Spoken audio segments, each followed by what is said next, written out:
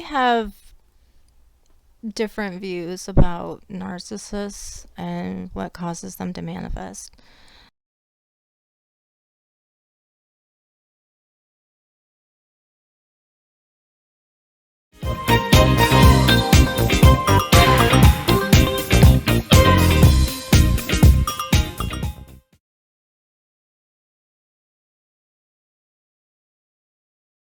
Before I get into that, first we need to talk about who Narcissus was, the Greek myth. Okay, some people considered Narcissus a demigod. Other stories said he was just a man, that he was a hunter, and he's going through the woods. Now, Narcissus was loved by men and women alike, and yet he never returned their advances. He was a handsome, handsome young man. But he was cursed to never be able to look in a mirror, is my understanding. So he had never looked in a mirror, he had not seen his own reflection. Now, I won't go into the story of Echo.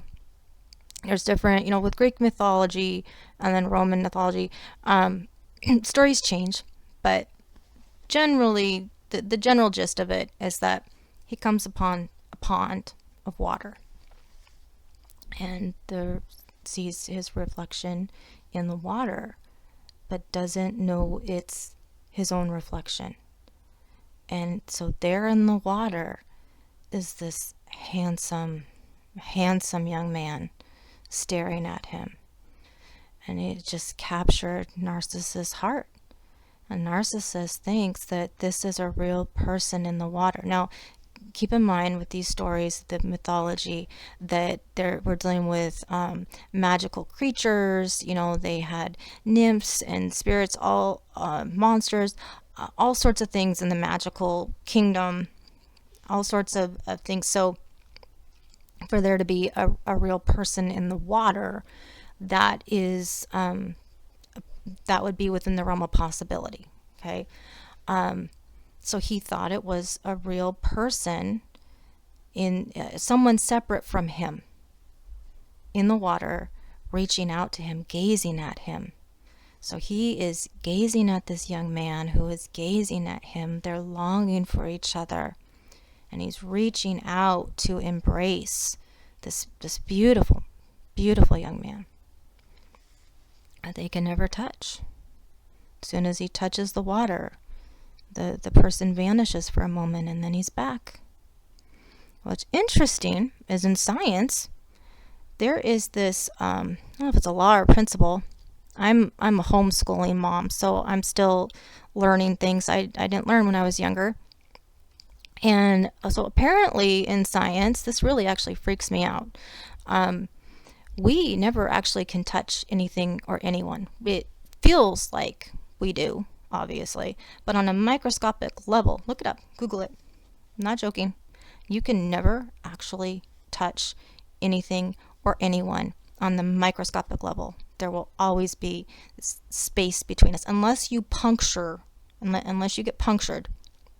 But there will always be space between you and another person, or you and these objects, that even though you can feel the temperature, and even though to us, our sense of touch, it very much feels like we're touching, but we're not. And so likewise, he would reach out to touch this young man, and he couldn't touch him. He didn't realize that this person was not separate from him. It was his own reflection. So that is the true definition. That's the real story of the story of Narcissus. That's who Narcissus was. He wasn't an egomaniac.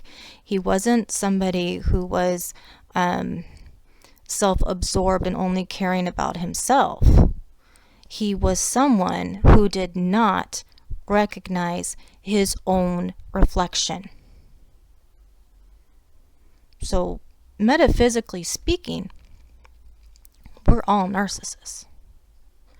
We are all constantly not recognizing our own reflection all around us in other people, because there is no separation. We are all shadows and reflections to each other. We are each other pushed out. So,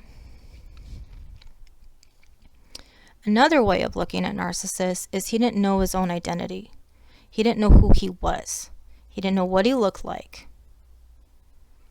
He was deceived by appearances and external validation, you might say. So he was looking at the external and not recognizing himself as the source, as the cause. As Abdullah would say, I am the cause. Abdullah said that if he was discriminated against, it was because of the arrangement of his own mind. He is the one who taught Neville and likely Joseph Murphy about consciousness looking at all the contents of your mind and pushing it out onto the screen of space. That's what reality is. Whether you want to call it living in a hologram, a simulation, a house of mirrors, as above, so below, the above is of the below, all of that. We're all narcissists. When we're not recognizing ourselves as the cause, and we're looking at the outer 3D, thinking that the 3D reality is the real reality, not realizing that it's just the pond of water. Imagination is the true reality. So, now then, how are we manifesting Narcissus? Well, if everybody is yourself pushed out and is forced to show up according to your assumptions, your beliefs, your biases, your memories, your prior programming, your ideas, your experiences, your stories that you tell about yourself or about them or the world around you, it's something in your awareness that is causing them, forcing them to show up in that light. Now, that doesn't mean you're doing anything wrong. It doesn't mean that you are consciously intending it. And I'm not victim blaming here. I'm just saying, as far as the why, well, that's why. There's something in your awareness being pushed out. It may be even a memory of this person being this way, and you have them stuck in that story. But it's very possible, being that there all realities exist and all versions of people, that person who's showing up like a narcissist in your reality could be showing up completely different to other people. So I would say, ask yourself, instead of why is this person this way, or why are you manifesting people like this, I would ask instead, okay, because we already know that's not what you want. Obviously, you want to stop doing that, right? Obviously, you want the person to stop treating you that way. You want the person to stop being that way. I mean, well, actually, some of you don't. Some of you are so attached to these stories and so attached to being right, and you want to be right, that your desire to be right is greater than your desire for change, your desire for a different experience. So ask yourself what it is that you want. What experience do you want?